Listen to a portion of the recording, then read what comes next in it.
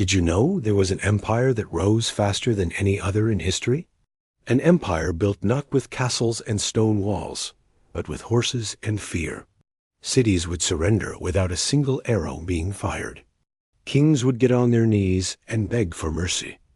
Entire civilizations simply vanished from the map. This was the Mongol Empire, the largest land empire the world has ever known.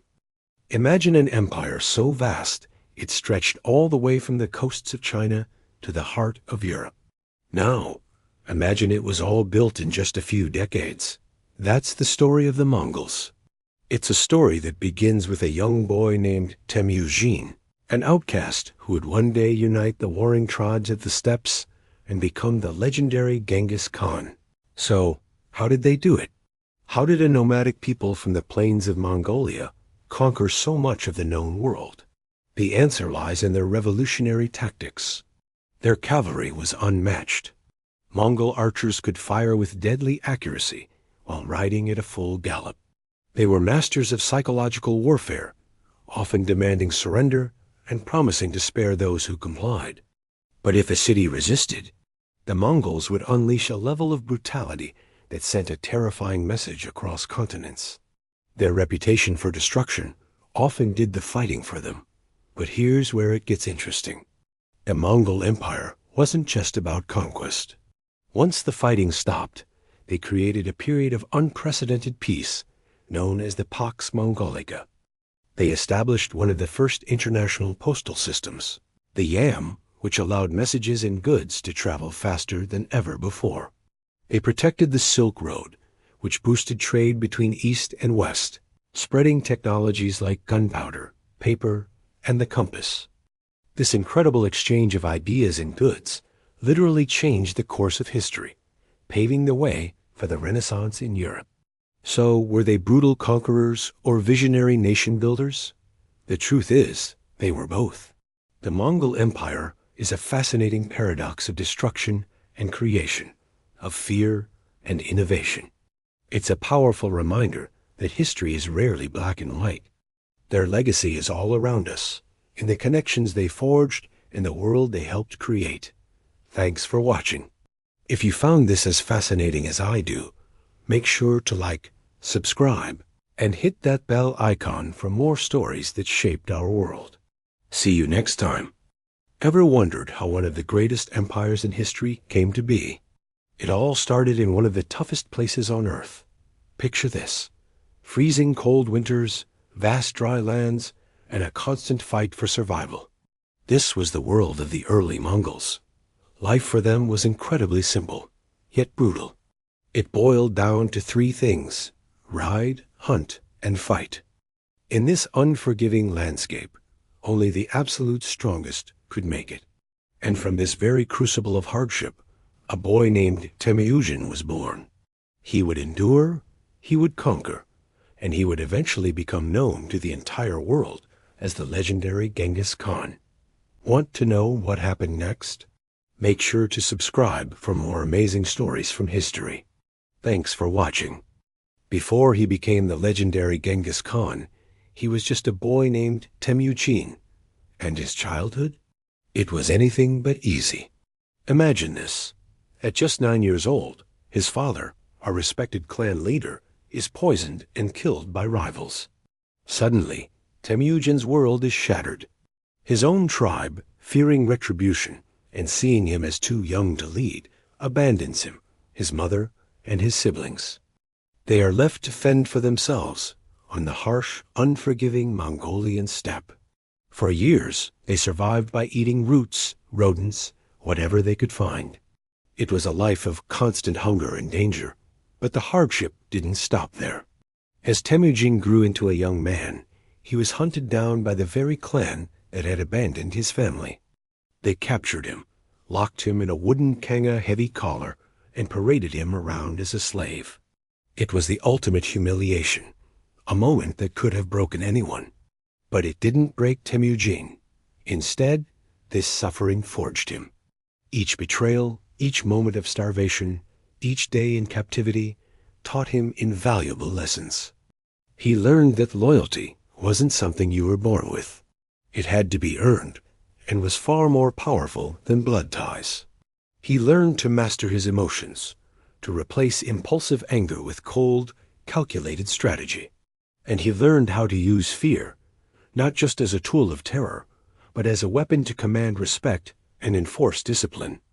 With a daring escape, Temujin began the long, slow process of clawing his way back. He started with nothing but his own grit and the loyalty of a few close companions. He didn't build his army based on noble birth or family connections. That old system had failed him. Instead, he created a new society, a meritocracy.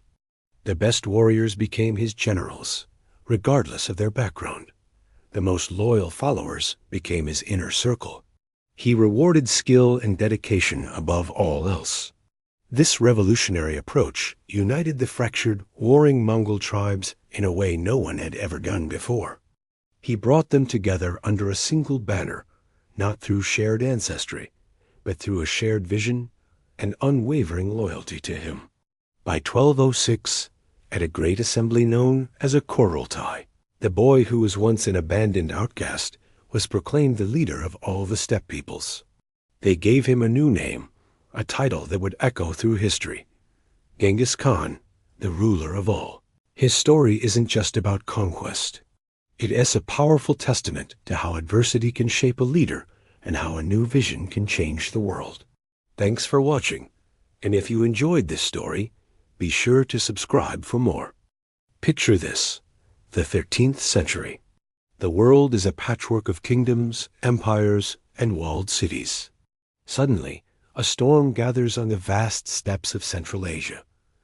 It's not a storm of wind and rain, but of hooves and arrows. This is the Mongol army, a force unlike anything the world had ever seen or would see again. What made them so terrifyingly effective? It wasn't just about numbers. It was about a revolutionary way of warfare. Forget slow-moving infantry and cumbersome siege engines. The Mongol army was built on one principle: speed. Every single soldier was a master horseman, born and raised in the saddle. They could ride for days, sleeping and eating on horseback, covering distances that seemed impossible to other armies. This mobility was their greatest weapon. They were a hurricane, appearing on the horizon without warning and vanishing just as quickly. And every one of these horsemen was a deadly archer. They were armed with the powerful Mongol composite bow, a weapon capable of piercing armor from a distance. Imagine thousands of riders galloping at full speed, turning in their saddles to unleash a perfectly aimed volley of arrows, then wheeling away before you can even react. This was their signature move, the Parthian shot, perfected into a terrifying art form. They would feign a retreat, luring their overconfident enemies into a chaotic chase, only to turn and envelop them in a hail of arrows. This constant cycle of attack, retreat, and counterattack wasn't just confusing. It was demoralizing. They broke the established rules of engagement, turning an enemy's strength, like heavy cavalry or fortified positions, into a weakness. But their most potent weapon wasn't the bow or the horse. It was fear. The Mongols were masters of psychological warfare. Their reputation preceded them. Genghis Khan offered a simple choice: surrender and be spared, or resist and be annihilated. This wasn't an empty threat. If a city dared to fight back, the Mongols would show no mercy. They would systematically slaughter the population, leaving mountains of skulls as a gruesome warning to the next city in their path. The stories of these massacres, often exaggerated but rooted in brutal truth, spread like wildfire. Fear traveled faster than their armies. City after city would hear the news and simply open its gates, choosing submission over obliteration. In this way, the Mongols conquered vast territories not just with their swords, but with the terrifying power of their own legend. It was a strategy of terror that brought the known world to its knees. Thank you so much for watching. If you're fascinated by military history like this, make sure to hit that subscribe button and ring the bell so you don't miss our next video. See you next time. Have you ever wondered why the Mongol Empire was so feared? It wasn't just their incredible military skill. It was their brutal, calculated use of terror. When the Mongols arrived at a city, they often offered a choice: surrender or be completely annihilated. Many chose to fight, and the consequences were catastrophic. Cities that were once centers of learning and culture, like Baghdad, Samarkand, and Nishapur, were razed to the ground. Libraries filled with priceless knowledge were burned to ashes. Entire populations were massacred, with some historians estimating the death toll in the tens of millions. For the Mongols, this wasn't just mindless destruction. It was a psychological weapon. They believed that instilling absolute terror would save them time and resources in the long run. After all, if the stories of your ruthlessness spread, the next city might just surrender without a fight. It was a dark but effective strategy that helped them build one of the largest empires in history. Thanks for watching. When you think of the Mongols, what comes to mind? Brutal conquerors, right? While that's part of the story, there's a surprisingly different side to their empire. After the dust of conquest settled, the Mongols did something incredible. They created one of the safest and most connected periods in history. They fiercely protected the Silk Road, making it so secure that merchants said a maiden carrying a gold nugget could travel from one end of the empire to the other unharmed. This unprecedented safety led to a massive boom in trade and travel. But it wasn't just goods that moved. Ideas, technologies, and cultures flowed freely. The Mongols were remarkably tolerant of different religions, allowing Christianity, Islam, and Buddhism to coexist and spread. They weren't just warriors. They were accidental unifiers who connected the East and West like never before, creating a truly globalized world. Thanks for watching. If you found this interesting, hit that like button and subscribe for more hidden histories. Did you know the Mongol Empire was the largest contiguous land empire in history? At its peak, it was absolutely massive, stretching all the way from China and Central Asia, across the Middle East, and right into Eastern Europe. Think about that for a second. No empire, before or since, has conquered so much territory so incredibly fast. It's a record that still stands today. Interestingly, the man who started it all, the legendary Genghis Khan, never lived to see the empire reach its full, breathtaking size. But his vision didn't die with him. His legacy was carried on by his sons and grandsons, who continued the expansion and shaped the course of history for centuries. It's truly a story of epic proportions. Thanks for watching, and don't forget to subscribe for more amazing history facts. When you think of the Mongol Empire, Genghis Khan is the first name that comes to mind, right? But what about his successors? One of the most incredible was his own grandson, Kublai Khan. He didn't just expand the empire. He completely transformed it. While his ancestors were nomadic warriors, Kublai Khan had a different vision. He set his sights on the richest prize of all, China. After years of intense campaigns, he achieved what even Genghis couldn't. He conquered all of China, and instead of ruling from a saddle, he established a new dynasty, the Yuan dynasty. He became the Emperor of China, adopting its customs and governing from a grand capital. This strategic shift made China the new heart of the vast Mongol Empire, blending Mongol might with Chinese civilization. It was a pivotal moment in history, all thanks to Kublai Khan's ambition. Thanks for watching. How did the largest land empire in history just disappear? Well, the Mongol Empire didn't collapse overnight, it fractured. Think about it. The empire was absolutely massive, stretching from Asia to Europe. That's a lot of land to manage, and honestly, it was just too much for one person. After Genghis Khan, the empire was divided among his sons and grandsons. This created multiple rulers, each with their own ambitions. Soon, they started fighting each other. These internal conflicts were the real killer. Instead of working together, they were busy with civil wars, weakening the empire from the inside. Eventually, the once unified empire shattered into 4 separate khanates, like the Golden Horde and the Yuan dynasty. Without that central unity, their collective power just faded away. It wasn't a single event, but a slow, painful split that brought the giant to its knees. Thanks for watching, and don't forget to subscribe for more history. You think you know the Mongols? Think again. We often hear about their conquests, but what about the world they built? The Mongol Empire wasn't just about warfare.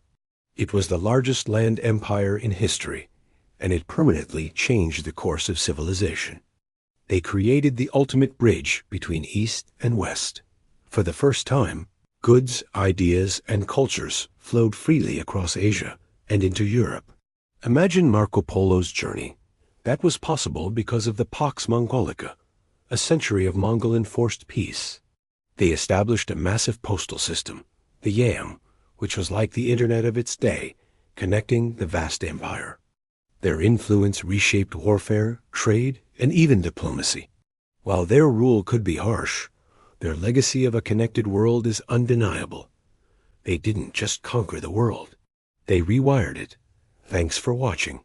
If you found this interesting, hit that like button and subscribe for more hidden histories. They say fear can't build a lasting empire, but the Mongols proved that wrong for a little while. Picture this, a force so swift and terrifying, it didn't just conquer lands, it conquered the very idea of resistance. In a flash, they swept across continents, leaving a trail of awe and terror. They were the masters of speed, the architects of fear. Armies crumbled, cities fell, and an empire stretching from Asia to Europe was born from the dust. But here's the twist. An empire built on brutality is like a sandcastle against the tide. It might look invincible, but it's destined to fall. And just as quickly as they rose, the Mongols fractured and faded. So what's their real legacy? They didn't just defeat armies. They defeated time itself by becoming a story that we can never, ever forget. Thanks for watching, and subscribe for more epic history.